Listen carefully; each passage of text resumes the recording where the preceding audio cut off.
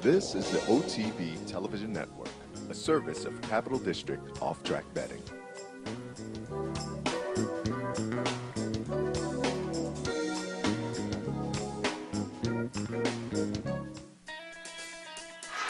Has got him!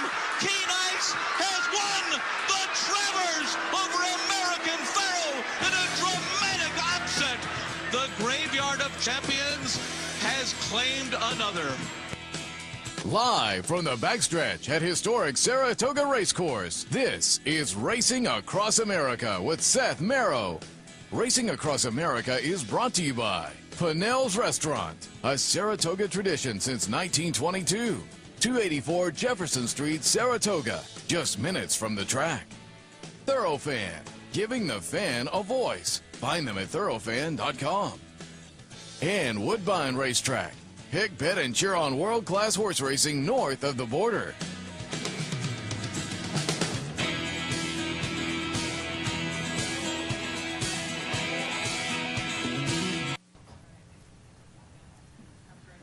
Good morning and welcome to Racing Across America as we kick off week 3 live from Saratoga. Beautiful day, as you can see behind me if you're headed up here. Probably one of the better days so far in that temperatures have moderated a little bit, but nice and sunny out here today. Nice card this afternoon, and we are on the turf today.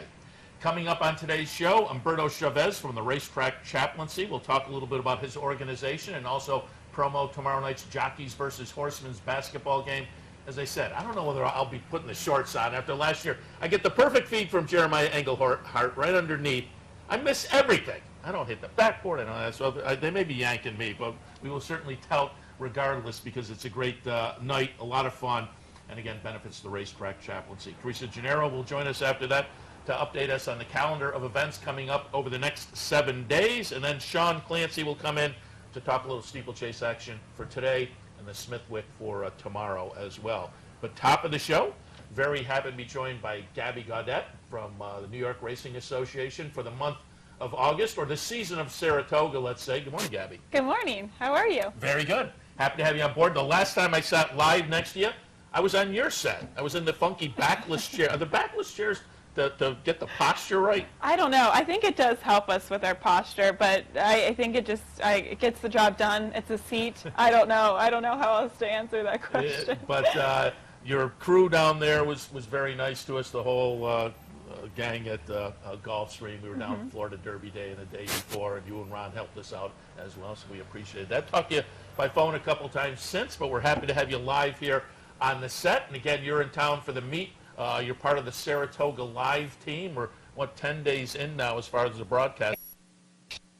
Extremely well, and it's so refreshing to see a company take a new approach on really exposing the superstars of our sport. We do so many different things, and I think coming here to New York and getting to work with a very talented cast, it is intimidating, but at the same time it makes everybody better. Richie Migliori, he does such a good job about talking about horses on track. Maggie has a great eye in the paddock. Andy, a very good handicapper, obviously. The list goes on and on. Jason Blewett, Greg Wolf, they're fantastic hosts, and now we brought along Tom Amos, who can, interpret a race from a trainer's perspective. So we have everybody who has their own kind of niche, and it really has been working out quite well, and I hope that the public enjoys it too. And I'll toss in, you have great opinions also, because we all caught up to that this summer, or this winter, down at Gulfstream, where you're putting together the Rainbow Six tickets, and very successfully as well. And the pick six bets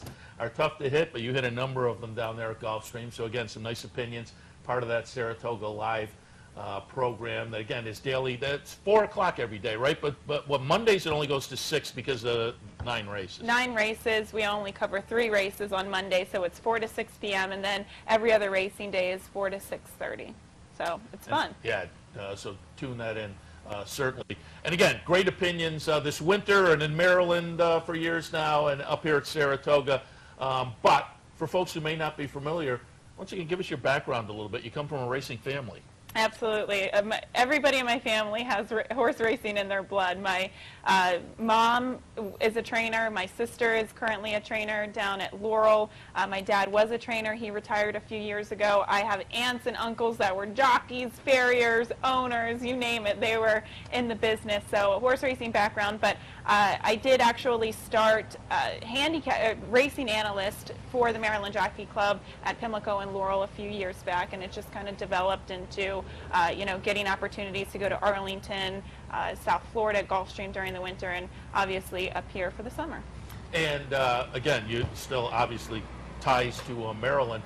What was I do not read the newspaper during this month as much as I should, but I saw some headlines. Crazy weather down there within the last few days, rain. But did that get over to Laurel as well? It did. I think it definitely softened up the turf a little bit, but crazy weather. There's a neighboring town actually by Laurel Park called Ellicott City, and actually made the national news because it just completely devastated that particular city, which is kind of in a gully. So a lot of rain throughout Maryland. Hopefully it stays away from New York. We have had it for the past couple of days, but it looks like it's cleared up, and thank God we're on the turf today, because we have some really, really nice turf racing. Yeah. And why don't we jump in it and kick right off with the turf race today and get some of your opinions on a few races today, and maybe a little look at the Whitney coming up on Saturday. But let's kick things off looking at the 7th. There's an allowance non-winners of one other than on the grass at 5.5. I have it 3, 11, 2, and 7. I put Bruised Orange on top. Just Wesley Ward sprinting on the grass. You always gravitate in that direction. But returned to the grass last time, I thought, with a pretty good effort. So I tilted in that direction. The 11, Britannia Penny, was underneath for me. Speed from the outside. So for me, it was 3, 11, and 2. What did you see in the 7th? I can respect Bruised Orange. I'm just still proceeding with a little bit of trepidation with some of Wesley Ward's horses so far at the meet. We oftentimes see these really, really speedy horses who can run very well at Arlington or even Belmont, Saratoga, but she actually put in the majority of the dirty work, and visually I thought Bruised Orange was a strong race. But I'm a sucker for cutbacks, and the 6, Sarahan, I think is going to be perched on a really big race. She comes out of the Wild Applause, obviously a very strong race. As we saw, Ancient Secret is a really improving filly. And then you look back at her race, her turf debut on the 21st of May, and she actually encountered some trouble. She was down on the inside. When she went to go make her move at the quarter pole, she was stifled a little bit and then flattened coming down the rest of the stretch. But it just looks like a horse that will get the pace she wants in front of her, and she, to me, looks more like a closing sprinter.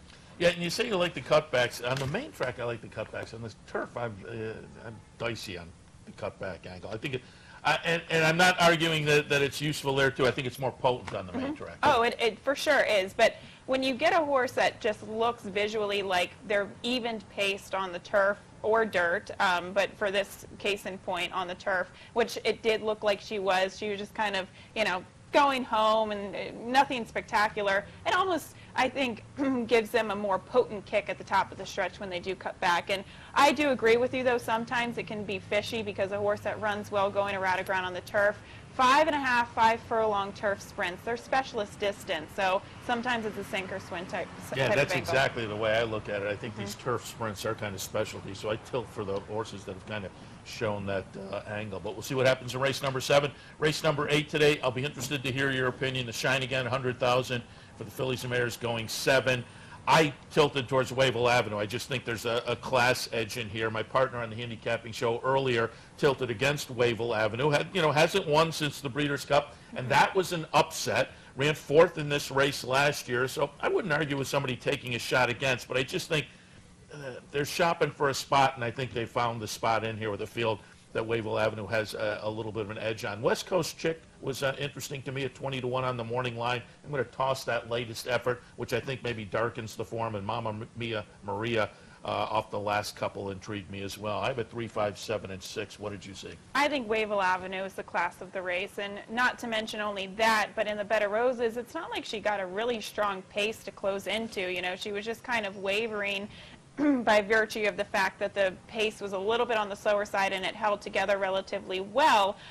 In this race, she's going to get really decent pace. I think there's several horses that will be in front of her, and quite frankly, she's coming out of a grade 3 that was slow early. She's coming out of grade 1s prior to that at Churchill and Keeneland in Kentucky, and I think this race definitely sets up for her. But if you are looking for others, the thing about West Coast Chick, she is part of the speed, and she very well could be fastest early. I just don't know how good she is at 7/8. I think it's going to pave the way for maybe second or third flight type of horses. But the one, Shea Jolie to the inside, she's coming off a big layoff. But Christophe Clement does really well with horses with the trainer switch on dirt sprinters. He's actually 25%. And this horse has some form at 7/8 in the past, and maybe she just needed a bit of freshening. The rail post at 7/8 here is kind of tough, but at least she can maybe make that one run move with the pace that she gets today. Another specialty, 7/8 of a mile. Oh, for sure. So a horse that has some form there is beneficial as well. All right, let's finally go out and take a look at the 9th today. Back on the grass, it's a state-bred optional claimer, 40 tags, non-winners of 2 other than 8.5 furlongs. I think Capriana is the one to beat in here, the Pletcher horse off the seasonal debut, which was pretty good. Lightly raced, and I think there's maybe some upside still for the 4-year-old. So for me, the race goes through that one. But the 2 on the outside were intriguing. Act Naughty for Chad Brown and Jimmy Jerkins were Feeling Bossy. I think both of those could be players in here as well. I went 2, 11, 12, and 5. What did you think? The 2 Capriana, I think, is the horse to beat. Not only does she come out of some pretty decent races, she is kind of sporadically placed over the course of the past couple of years, only 5 lifetime starts as a 4-year-old. But if you watch that replay last time out, going a mile and a 16th at Belmont, she almost made a little bit of a premature move, and when you do that and you have to sustain that type of move coming down the stretch off of such a considerable layoff, I think it really goes against a horse. And not only do I think she can improve second off, I do think that she's a horse that just wants to be timely ridden. 4-Star Crook, though, the horse that won, was also a horse that was coming off a layoff for Chad Brown. But she made a little bit more of a later move and just kind of got her at the wire. So I think for all those factors, she can move forward. I'm not trying to, throw anything out there. I do think she's the horse to beat. The 5 Sugar Mags I'll use as a dead-end deep closer. Sometimes she is her own worst enemy, given her running style. She has a tendency to get into a lot of trouble. But I agree with you with the 11 to the outside. I'll be using Act Naughty a little bit. She's consistent, but she's also kind of a money burner. Yeah. To be honest. Yeah, and I said earlier, 7 times in the exacta in 7 career starts. I should have parsed out just that fact. 5 of them have been second-place finishes. Getting a little bit of the bridesmaid reputation there. All right, let's get some thoughts on the Whitney. They drew the race last night. PPs with the rest of the card being drawn should be available later today. But the Whitney, I pulled up the nomination PPs, which, again, you can find. I think I went to Equibase. You can go to the NYRA website, but for me it was quicker to pull them up directly on Equibase if you want to get an early look at the Whitney. And Gabby, while we talk, going to pull up one of the more phenomenal races this year, the Met Mile back on June 11th. Frosted's going to be the number 5 horse here. In a nice field of 10, this horse runs away and wins by 14-plus lengths. Last night at the draw, Andy Serling emceed. He talked to Kieran. Kieran admitted this was a wow moment, big number, big performance. I think Kieran has the feeling this horse has the potential to bounce, but I think off an effort like this, even a bounce is going to be good enough to win. So to me, the race obviously goes through Frosted, but Noble Bird off that race a couple back in the Pimlico Special is interesting to me. FNX obviously can run big at any time. Comfort is going to get some action being a Todd Pletcher runner coming off a nice stakes win last time. What are your thoughts, your early thoughts on the Whitney? Frosted is the horse to beat. It was a scintillating performance last time out. You can't take anything against that performance. Now, I know there's a lot of questions. Well, is he more of a one-turn horse? Well, is he a two-turn horse? How is his last race, if you believe in the bounce factor, how is he going to come out of that last race? But to be honest, I thought he ran very well going 2 turns here last year, and then Jim Dandy and the Travers as well. It's a horse that has a proven local record. And also, I caught up with Kieran a couple days ago, and he said, you know, last year, he's a big, big horse. He said he was like 200, 300 pounds heavier than a horse like Mohaymen, who I was also talking to him about. And he said that sometimes it takes him a while to recover after races. Yeah. Last year, he ran 9 times. This year, he's only run 3 times. And they're kind of sporadically placing him throughout the year, and it gives him a little bit more of a punch. So he's coming off, you know, a decent layoff since the Met Mile, and I think he's going to be setting up for a big, big race. Now, Noble Bird, I think, is a very interesting player because he's very quirky. If you watch his races, he doesn't necessarily need the lead, but he does need to be relaxed early. If you fight with him, and Julien Leparoux knows him very well, he'll throw his head up in the air, he's rank, and he finishes last.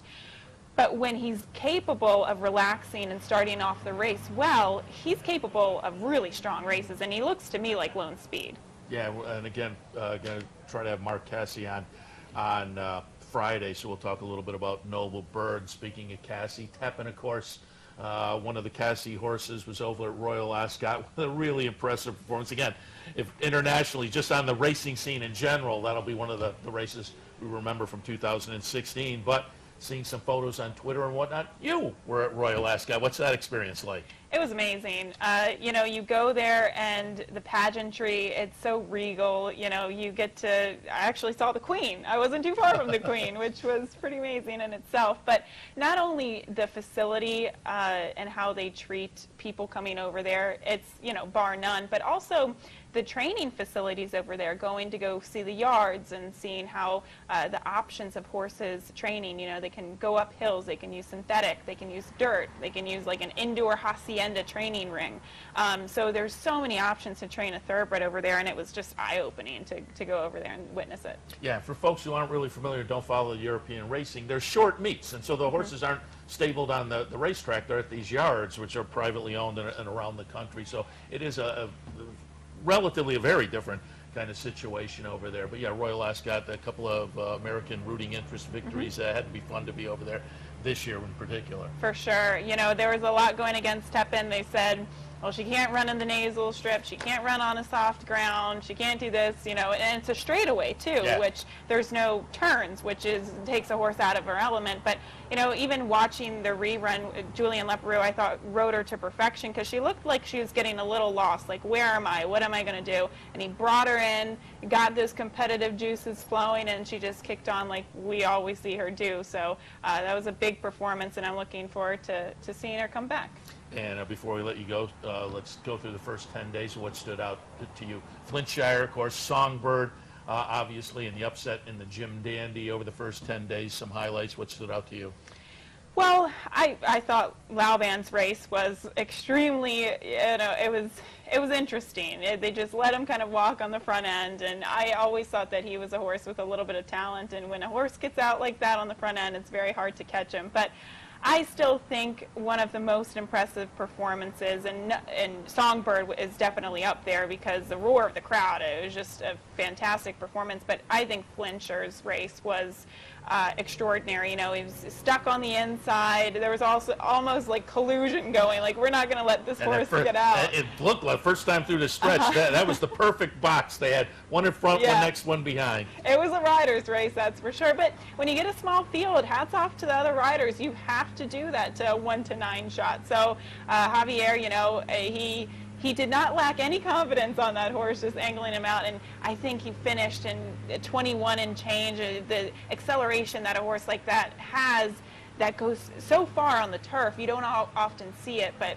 he's very talented. I'm looking forward to him coming back as a sword dancer. And then through the stretch, if people watch the replay, it looked like Javier gave him a little wink as he went by. Yeah, he definitely looked over and he said there was no trash talking at the finish line, but I'm curious if there was. He was clearly making his point, though, as he went by. And just before we let you go, Gabby, again, towards the end of the show, Sean Clancy will join us. He and Joe put out the Saratoga Special. We'll talk some steeplechase action with him. But you're part of the Saratoga Special machine that pumps out guys like Travis Stone have been there. Brian Edo, our colleague here, worked for a Saratoga Special. But it was only, what, 3 or 4 years ago you were up here with the Saratoga Special? 2012, I was an intern for the Saratoga Special. I still read their paper every single day. They have such good nuggets of information. You know, they approach a story in creative ways, and it's just always a really, really fun paper to watch, to read. But not only that, you know, hats off to the Clancys and even Tom Law for having a publication like this and hiring interns, getting people involved in the sport, because I think that's, you know, we always say we need more young people in the sport, and I think the best way is to employ them and just, you know, let them dive right in, tackle it hard, and it gives them the opportunity to. Myself, I did it, Travis Stone did it, Pete Fornatale. There's several people who have gone on to establish nice careers in the industry, and thanks to them. Yeah, it is kind of amazing when you read through the list, and Gabby Gaudet, one of those. Now, part of the team up here for Saratoga Live. Again, tune into that MSG Fox Sports 2, 4 o'clock racing days. You can check out Saratoga Live. You guys are doing a great job, Gabby. You do a great job with the handicapping as well on the in-house simulcast program. Hopefully, we'll get you plugged in a couple more times before the season ends. Absolutely. Just catch me. I love to come on the show. All right. It's always fun. Gabby Gaudet, New York Racing Association, leading us into the next break. When we come back, Humberto Chavez from the Racetrack Chaplaincy. Again, promoing that big basketball game tomorrow night to benefit the chaplaincy. All of that right after this. Stay tuned. In a recent study of some of the top online wagering sites, Capital OTB won big in total player rewards, far surpassing some of the best-known wagering sites in America. While other rewards programs simply offer you points redeemable for gift cards, Capital OTB's rebates are paid to you in actual cash. Plus, Capital OTB gives you full and immediate access to your money. So if all you're getting now are points and gift cards, join Capital OTB Player Rewards today and get cash back. Visit CapitalOTBBet.com and sign up today. It's where dreams are born and champions are tested. Saratoga. And the excitement of Saratoga is now at your fingertips at CapitalOTBBet.com. Wager any place, anytime on all your digital devices. Watch live racing, get past performances, bet online on our state-of-the-art wagering platform. Now for Saratoga, it's Bet 100, Get 100. Open a new Capital Bets account, bet $100, and get $100 cash back. And don't forget to download our new mobile app, CapitalOTBBet.com.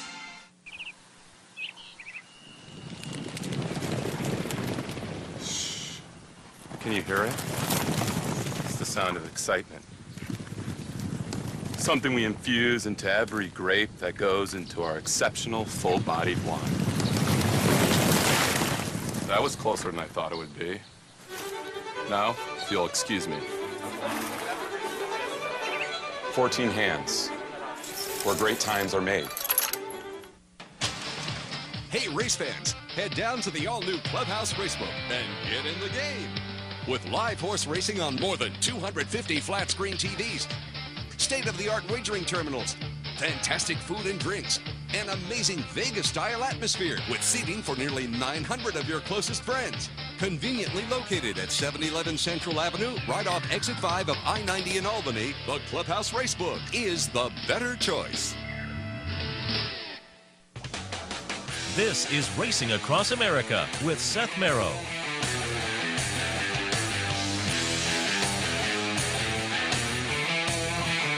All right, here we go. Welcome back to Racing Across America. Again, kicking off week 3 here at Saratoga on this Wednesday morning. Looks like a great Wednesday afternoon action. Weather's beautiful. Racing looks great. As promised before the break, joined now by Humberto Chavez from the Racetrack Chaplaincy of New York. Good morning, Humberto. Good morning, Seth. How are you? Very good. We're going to talk a little basketball and the event coming up tomorrow night, really right around the corner. But before we do that, just want to kind of give an overview to people of the Racetrack Chaplaincy, what your mission is. We're the nonprofit that not only focuses on the spiritual aspect of the workforce, but we have designed all these programs that backchurch workers could participate in, such as our back to school program that will be kicking off in early September, and right after that we have our Thanksgiving food bank program to all the workforce in the backstretch, and then we follow it up with a Christmas event and a sponsorship. So we're that organization that's looking beyond the walls within the horse racing industry and hitting the individuals, their families, and all. And again, this benefits the backstretch workers, which they're the backbone of the industry, and they're back here every day, kind of the unseen heroes, as it were, taking care of the horses who have to be taken care of 24 hours a day, 365 days a year. These guys don't get any days off, so it's great that you do this kind of work. And it's not just here at Saratoga, obviously, it's down at Aqueduct and Belmont as well. Absolutely. We're at all three racetracks. We are in Aqueduct and Belmont. That's where our main headquarters is. And we're here in Saratoga. It opens in April for us, and it shuts down in November, but we still manage to take care of those families within the farms that have some connection with horse racing. You know, I hadn't even thought about that, but there's training up here from April to October or November. Obviously, there's racing down in New York, so you kind of have the satellite going up on up here during the training sessions. Absolutely, absolutely. Very good. And you head up the New York division, but the racetrack chaplaincy is nationwide. Yes, we're about 46 individuals who are located at a racetrack, harness track or flat track, and we're do the same type of programming across the nation. Very good. And again, you have a website as well, and folks can check that out, rtcany.org.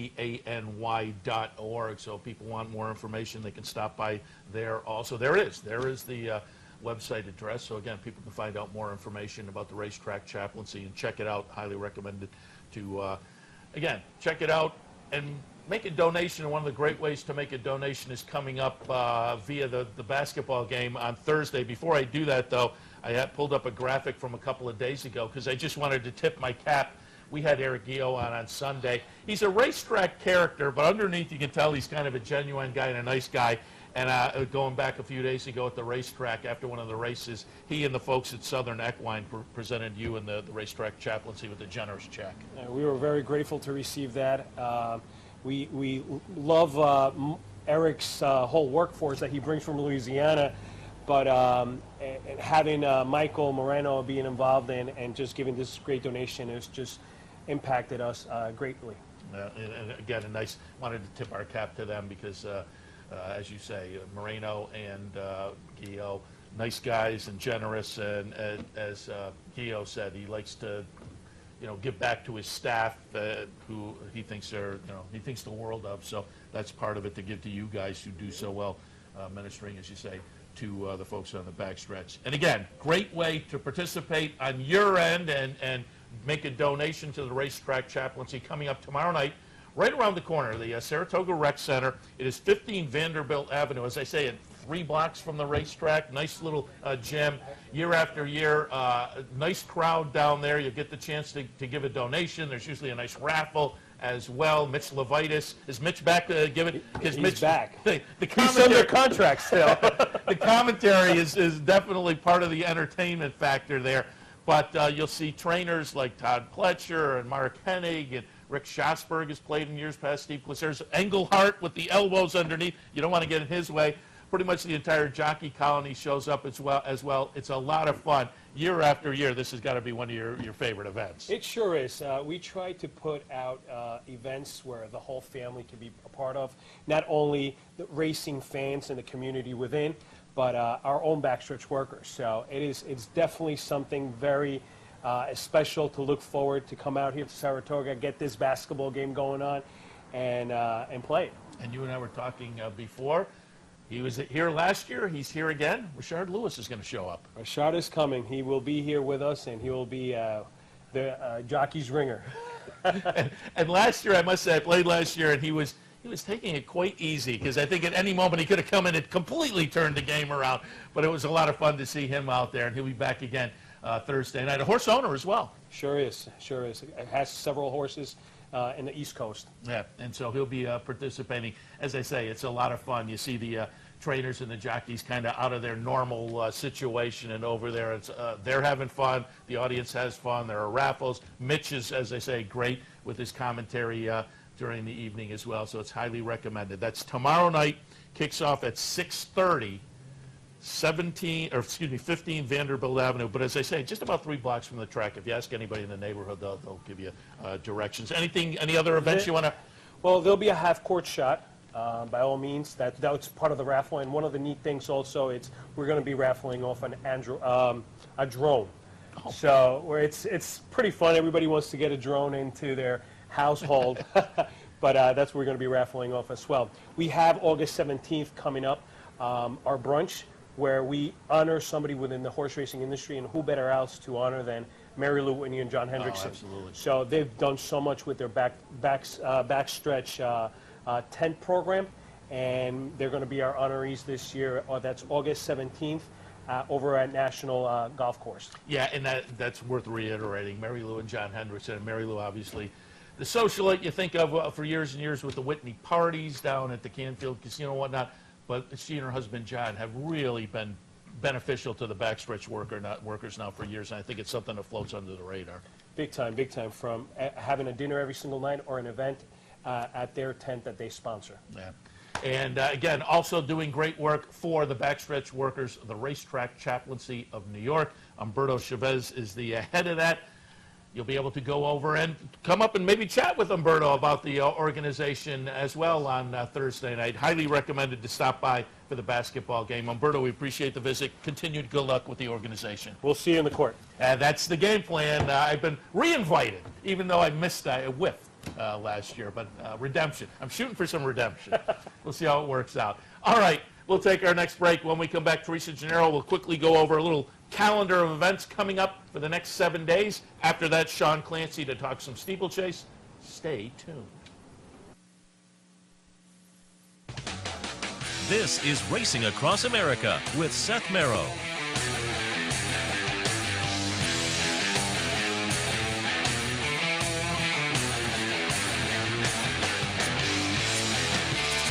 Face it, most horse racing websites are just too much clutter, too much to navigate through. Next time, log on to CapitalOTB.com. Our newly designed website is easier than ever to use, with all the information the professional horse player needs. CapitalOTB.com.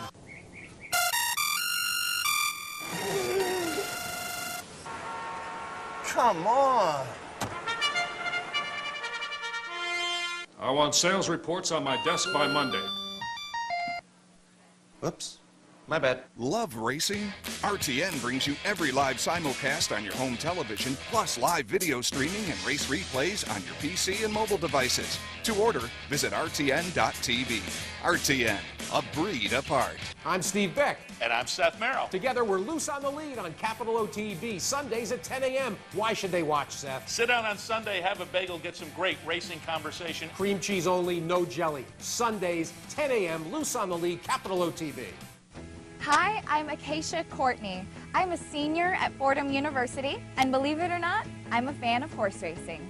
It used to be that we would come to the track to watch beautiful horses run and maybe even place a bet.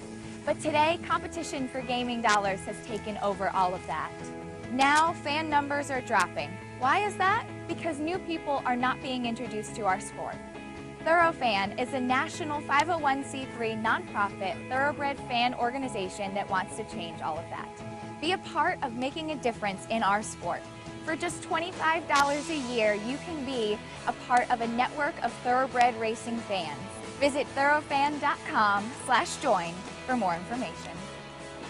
Now get all the racing information you need right on your mobile device with Capital OTB's new mobile app. Wager anytime, anywhere, right from your smartphone or tablet. Watch, wager, and win right at your fingertips. The new Capital OTB mobile app.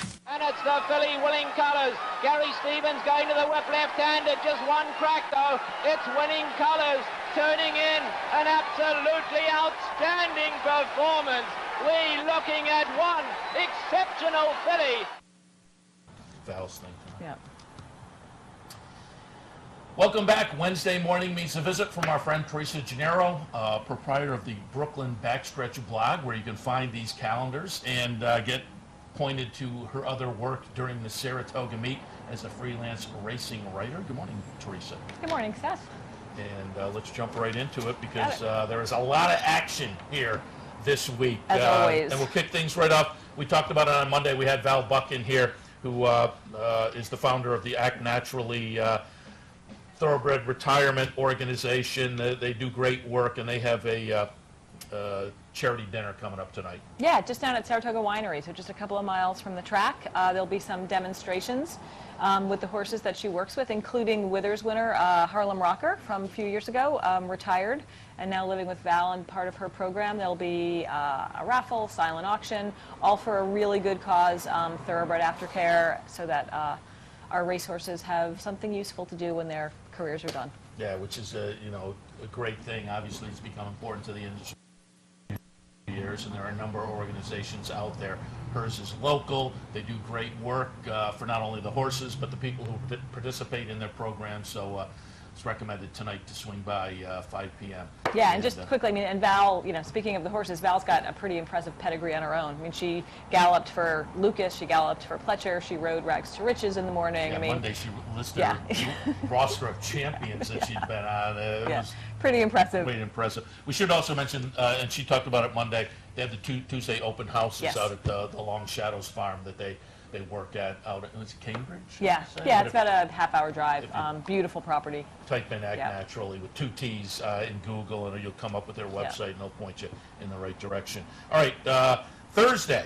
We do want to mention this because, A, it's good, and B, you're in it. I'm in it. And C, it must make a ton of money for WMHD because every time the pledge drive comes up, they plug it right in. It's probably, 4 years old now, maybe? 3 years old? Three was made in 2013. We're talking about the WMHT documentary, The Track at Saratoga, America's Grandest Racecourse. It was produced in 2013 by the Albany Public Television station, WMHT, to celebrate 150 years of thoroughbred horse racing in Saratoga. Features Todd Pletcher's in it, Bill Mott's in it, Nick Zito's in it, Samantha Bossart from the Preservation Foundation is in it, Alan Carter from the museum, a whole bunch of other folks. I'm in it, and it's good anyway. And it really, if you love Saratoga, it's an amazing movie. It's a real love letter to this racetrack and to this track's history. It's not very long. About a little bit less than an hour, and hopefully you'll learn a lot by watching it and fall in love with Saratoga all over again. As I say, WMHT loves it, and rightfully so. It's really good. If you haven't seen it, tune in. It's a couple of chances tomorrow night, 7:30 and 10:30. And it'll be on again later in the summer. And I think you can also stream it online from their website. Yeah, I would think now that we're far enough out, probably streaming is an option. And even, DVD's probably available. Yeah. It's highly recommended, though. I like the little throw-in. You just kind of tossed it in there. Also, tomorrow night, do also want to recommend, we will every week, Andy Serling down at the Parting Glass taping or broadcasting his radio show down there. But you can show up live. I try to make it every chance I get because I'll go down, sit down, have a little dinner, and listen to the radio show. Last week was great. Kieran was on. Jimmy Toner was on. Nice lineup this week as well. So we have Eric Guillot, trainer of highly recommended. And live broadcasts are not governed by the FCC. Although I guess it does go over the radio, so he is going to have to keep it PG. But Guillot, always unexpected and colorful. Tom Morley got his first stakes race up here in the Honorable Miss last year, also known as the husband of Maggie Wolfendale, an Iris Paddock analyst. And third guest, drawing a blank. Help me. Third guest is Guillot. Oh, Joe Clancy. Joe Clancy, oh right, whose brother is sitting right out here waiting to come on after me. Should have gotten that. So Joe Clancy from the Saratoga Special will be on. I'm going to pay for that since I work for Joe. But highly recommended again. Stop down Thursday, tomorrow night, 8 o'clock at the Parting Glass. Usually it's a full house. They're all racing fans. After and before, you can talk to the people sitting next to you about who they want in the double the next day. It's always a lot of fun. And if you can't make it, you can listen to it on the ESPN local radio station, and it streams as well, and it's also archived. If you can't get to the Parting Glass tomorrow night, you have lots of other ways to hear. I'll toss this out there, too, on your calendar list. This sounds like fun. If you have any interest in photography, Saturday and Sunday, the Photo Finish Tour, which is administered by the Racing Museum. It's available to members and non-members. There is a fee, but you can get more information calling the Racing Museum or going over there. But it sounds like a lot of fun. Donna McAdams, and on Sunday it's Todd Marks. Just a little kind of intro into photography at the racetrack. Yeah, exactly. So you'll come over to the backstretch. I think they take you over to the Oklahoma. Two incredibly accomplished professional photographers. It's about 90 minutes. You'll be walking around, so wear walking shoes, bring your equipment, and be prepared to learn from some of the best. Important, though, to make a reservation for this. This is not one of those events that you can just show up for. So call the museum, make a reservation, and reserve your spot. Coming up on Sunday, there's the after the race cocktail party for old friends at Cabin Creek that's over at the lodge. Yep, kind of their big summer fundraiser, honoring Ramon Dominguez, one of the best, who is unfortunately also retired, like some of those racehorses. But a great event always. Michael Blowen, so warm and so generous with his time at the farm, loves coming to Saratoga as a horse player himself.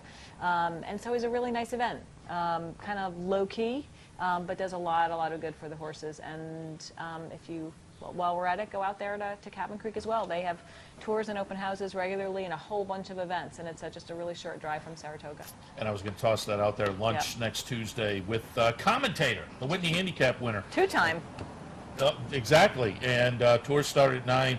There'll be a lunch at 11, suggested donation out there, but that's Tuesday. Old friends at Cabin Creek out in Greenfield. Greenfield is the address? Yeah, and Michael Blowen has set up such a nice model for retirement facilities both in Kentucky and here, because these horses are not museum pieces. You go out there, you can pet them, you can feed them peppermints and carrots and really get to know them. They're not just kind of these grand old superstars that you have to keep arm's length from. It's a really nice model, and you can go out there and hang out with some of your favorites. Commentator particularly loves his treats. Oh, there you go. So come prepared. Exactly.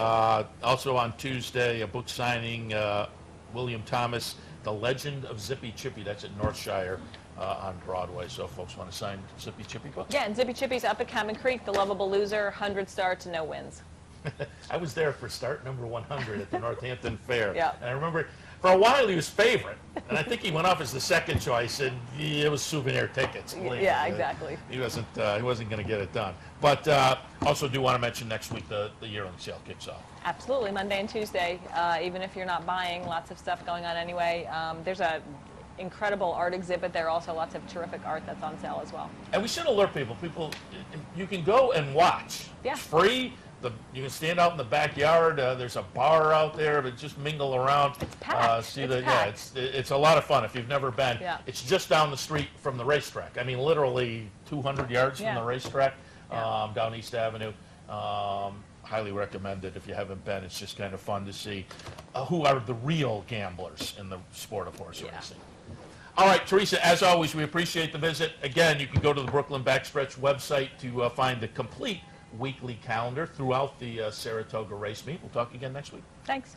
All right, we'll head to a break. When we come back, Sean Clancy is ready to roll. We'll talk some steeplechase action today and tomorrow with the stakes race, the Smithwick. All of that right after this. Stay tuned. I'm Mark Cassano. Join me Saturday mornings at 10 for Down the Stretch. We'll inform, analyze, and welcome in the biggest names in racing. So join me Saturday mornings at 10 for Down the Stretch, right here on the OTB television network. It's where dreams are born and champions are tested. Saratoga. And the excitement of Saratoga is now at your fingertips at CapitalOTBBet.com. Wager any place, anytime on all your digital devices. Watch live racing, get past performances, bet online on our state-of-the-art wagering platform. Now for Saratoga, it's Bet 100, Get 100. Open a new Capital Bets account, bet $100, and get $100 cash back. And don't forget to download our new mobile app, CapitalOTBBet.com. Hey race fans, head down to the all-new Clubhouse Racebook. With live horse racing on more than 250 flat-screen TVs, state-of-the-art wagering terminals, and amazing Vegas-style atmosphere. The Clubhouse Racebook, 711 Central Avenue, Albany.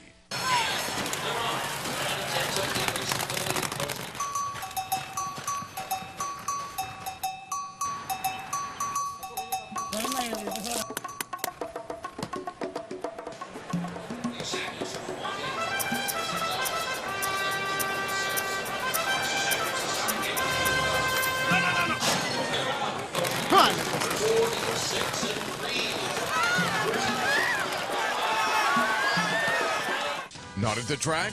And not near a computer? No problem. Wager with Capital OTB's touch-tone wagering system, and you'll never get shut out again. Capital OTB's touch-tone wagering system is quick, simple to use, and guarantees your wagers are accurate and placed on time. For more information, visit CapitalOTB.com or call Capital OTB's customer service hotline at 800-292-BETS. Capital OTB's touch-tone wagering system. Never get shut out again. This is Racing Across America with Seth Merrow.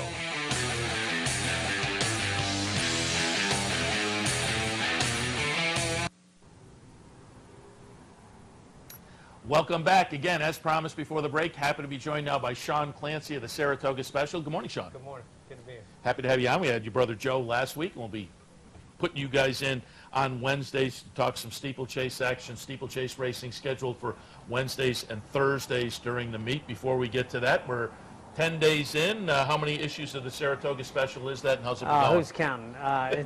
We've done 9, and I guess we have 25 to go, 24 to go, something like that. And, of course, about this time next week, extra pages with the sale. Yeah, exactly. This is when it's out of control until now, then it gets completely out of control with the sales coming, which is fun. It's great to everybody in town, and the big expensive yearlings come across the street. So this is a great time. You know, Saratoga really ramps up for the next week or two. Then you get a little lull, then Traverse comes around. So it's fun. And we talked about it last week with Joe, and we mentioned it with Gabby. Powerhouse, the machine, is Saratoga Special, pumping out the interns who later on go on to be prominent members of the horse racing community. Yeah, it's like the poor man's version of the Darley Flying Start program, right? Gabby Gaudet and John Panagot and Travis Stone and Jim Mulvihill worked for us for a while. Some great guys, Pete Fornatel and Brian Nadeau and a whole slew of them. So it's been fun. It's really, it's cool. I get these, you get these random emails from young people who want to work in the game, and they're trying to figure out a way to get in, and we just say, come on, meet us opening day at Saratoga, and it's baptism by fire. Some make it, some don't. The ones that do make it, you can see right from the first day they buy into it and they enjoy it. They're out on the streets enjoying meeting people. I mean, that's the most important thing I think for them. It's a good opportunity to meet people where they're not going to be able to just walk into Bill Mott's barn and say hello. I like the game. Not that he's easy to walk in, even for me, he's not easy to walk into his barn. But it gives them a good opportunity to walk in and get their feet wet in the game. And you do the really good cup of coffee column that's towards the back of, is it every special? Yeah, everyone. I haven't missed one yet, touch wood. And I didn't say I wrote good ones every time, but I have written it. Some of them, they seem like you're scrambling a little bit, but they're still entertaining. I filled that page. But you had one, I don't know, 3 or 4 years ago where you kind of went through the interns, and it's kind of funny, sitting up at the press box, I see it. There'll be the 5 or 6 row of Saratoga Special interns, and you said, yeah, there's the 1 or 2 who say, where's my free pass? Yeah, exactly. And you kind of know on day one, this is going to be dicey. Yeah, they walk in, they ask where their press pass is, if they can get free lunch in the press box, and they grab like 4, back when we used to use notepads, they walk in and get about 5 reporters' notebooks and 10 pens and walk out. And they're like, this isn't going to work. But the other one was great, Quint Kesenick. I forgot him. He was here the first issue, and he really got the paper on, and then he went to ESPN, so he's another great graduate of ours. But there is the flip side, as you've mentioned, the names we've mentioned are some of those, but you have a niece who we had on the show last year because she came into town and had that nice blog that followed her and her mom driving to Saratoga, but she's back for another year. There's 2 or 3 others up there in the press box. They seem a weekend. They seem like they're plugged into it. And a couple others are back from last year. Yeah, Brandon Valvo's back. He does a great job. And a girl named Shayna Tiller grew up around Laurel. She's here for the first time. And another kid, Michael Smith, is actually on the Darley Flying Start program. He's taken 2 weeks off out of that, and they have a little break, so he's working with us for a few weeks. And another girl, Lindsay Marks, is in the office. And it's great. I mean, for us, I hate to say it. I mean, you feel like you're getting old in this game. It's fun to see young blood, and they thrive off each other, which is really fun. They buy. It's really, they really like the horses. So and so you get them out on the backstretch and meeting people, meeting horses, and to me, that's as much fun as any of it for us to watch them. enjoy it and go on and do something else. Yeah, as I say, being up in the press box and seeing them walk back and forth, you get a feel for the ones that, week 2 probably you're not going to see them do it, but the group you have up there this year seems completely plugged in. And again, they do great work, and it's always recommended to pick up copies of the Saratoga Special on track, around town, or online as well. What's the website address? This is horseracing.com. So again, check out the Saratoga Special to keep up with what's going on at the racetrack. And to keep up with what's going on over the jumps, nobody better to talk to than Sean Clancy, former steeplechase jockey. And I want to reiterate, your brother Joe was in here, and I think it was Hankin. Is he the guy that is heading to the Marines? Yeah, he's going to That's the That's Marines. a great story. Yeah, it's a great story. He's a great young kid. He's had a great year riding races this He's year. Like number 2 national. I know. I think he's second leading rider right now, and he's gonna go to officer training in the Marines in the fall, and he rides for Jack Fisher. And Jack put him on a couple horses that were a little leery, and they were kind of running off and looking around. I said to Jack, I said that'd be the only thing that would make the Marines look appealing is be riding those two back over jumps. So. I think the Marines might look easy, I guess, to some of those jump races that you ride. But nice kid, good rider, and and I wish him well. He's a great kid. So if you see that name in the past performances throughout the meet, easy to root for. Hankin, the jump jockey. And let's take a look at the opener today and the stakes race tomorrow. We'll get some of your opinions. The opener today is a handicap $70,000 level, 2 1/16 miles. Over the jumps. I went number 8 here, Kingdom, at 12-1 on the morning line. We have a very good jump jockey on board here. I got bad news. Oh, out? He's scratched. Oh, okay. All right. So we can now scratch the replay as well. I'll let the guys in the control room. I just found that out on the way over here. So Kingdom scratch, and Jack Doyle, who is a very good jockey, he goes to Miguel Grau on the 1A on the outside. Interesting. Okay. So which I him. scratched down to Andy Amu then, who, like Kingdom, who had run well here in the past, and that was part of the angle I was going for. Andy Amu, if I'm pronouncing that correctly, also has run well here in the past. Comes out a win down at Monmouth over the jumps, and I like when horses show ability on these racetrack kind of ovals, which I think is a little bit different than where they're normally running. So after the scratch, I'm 5-2, and the 1 entry. What do you think in the opener? Andy Amu's good. I like him. He's really only run one bad race in this country.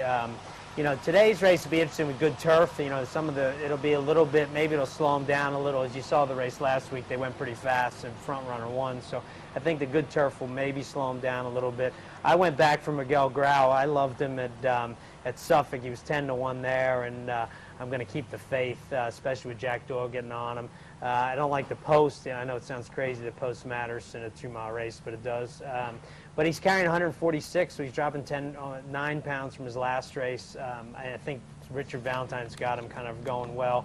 He ran in England, so he's used to at least some good turf. He's by City Zip. He's an American-bred horse, but he ran on the flat in England, so I like him. He was a real kind of a breakthrough effort for him at Suffolk. He got a little bit of a class relief there, and he won well.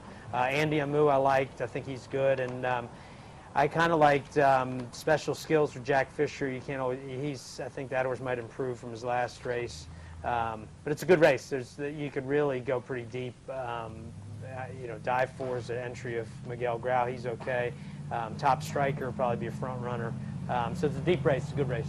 And incredibly, my man Shepard, I had to go to the 4th race to find him. He's not in he ran the jump first races, timer on short on the grass. Yeah. Can you believe it? I played with. I took a little shot there though, but he's not in either of the jump races this week, which is incredibly unusual.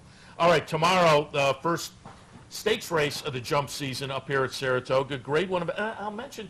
It seems like there have been a lot of jump races at flat tracks so far this season. As I said, Monmouth Parks has done a little bit. They were up at Suffolk a couple of weeks ago. Yeah, I've had a couple good spots there, and I think you're right. You want to look at those races. Horses that, we run a lot of what we call hunt meets, so either, up and down hills, twist, turn, maybe go left and right during the spring and fall. So a lot of times if horses, it's a little bit of a different horse you need at the track. You need a little more speed. You want a kind of flat ability. Flat form goes a long way.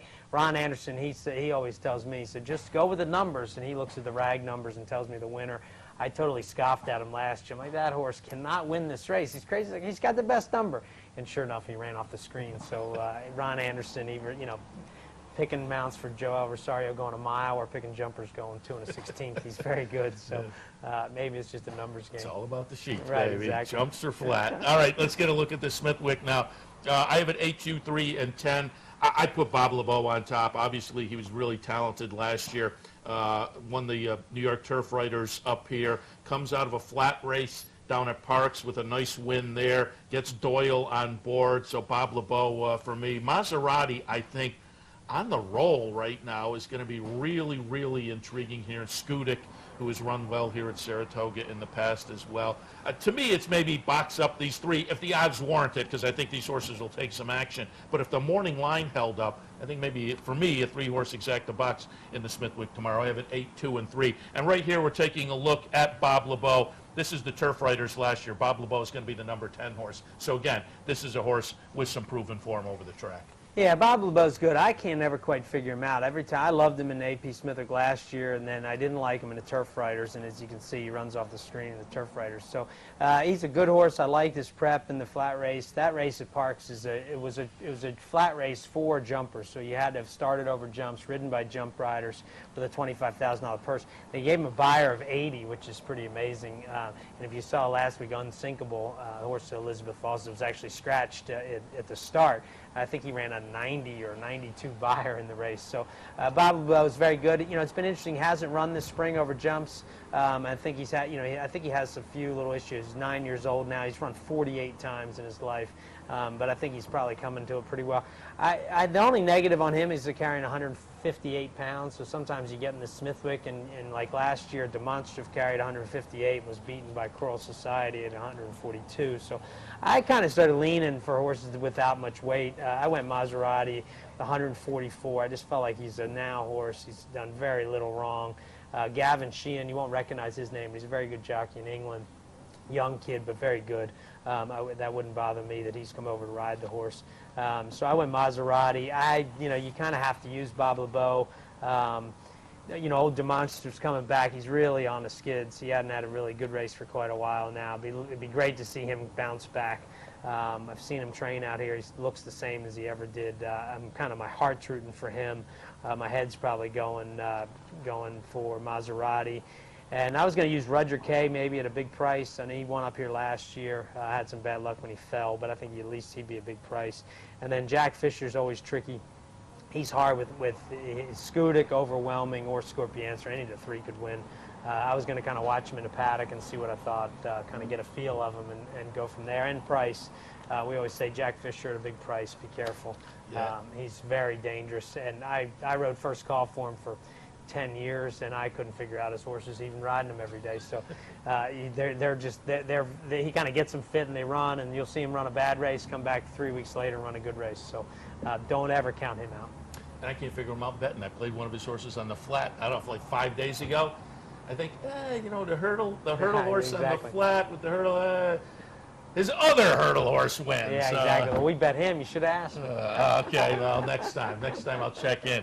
And everybody should check in with the Saratoga special. Again, Joe and Sean Clancy do a great job with the newspaper. Every racing day, you can pick up some copies here, except Mondays, but next week, Monday. Yeah, we do Monday and Tuesday this week. Again, racetrack, various spots around town or online. Sean, appreciate the visit. We'll talk either you or Joe next week, but we'll get you have you in the mix soon. Great, thanks. Sean Clancy from the Saratoga Special. A little bit earlier, Teresa Genaro had the calendar of events in a big week of events coming up here at Saratoga. Humberto Chavez from the Racetrack Chaplaincy. One of the events is tomorrow night, the charity basketball game benefiting the chaplaincy. And then we kick things off with Gabby Gaudet at the top of the show. All right, that wraps things up for this Wednesday edition of Racing Across America. We are here every Monday, Wednesday, Thursday, and Friday from 10 until 11 a.m. That means it's time to wrap things up, but enjoy the races this afternoon. Cash a few tickets. We'll see you back here tomorrow morning, 9 o'clock, for the Handicappers Report.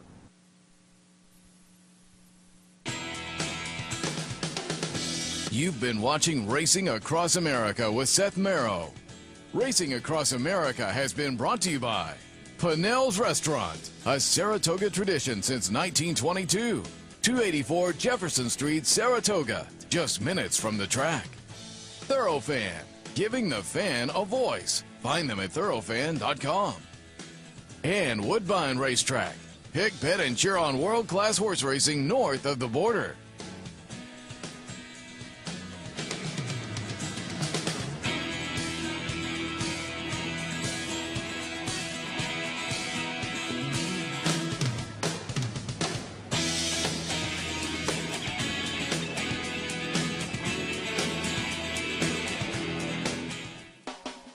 You're watching OTB TV, a service of Capital Off Track Betting.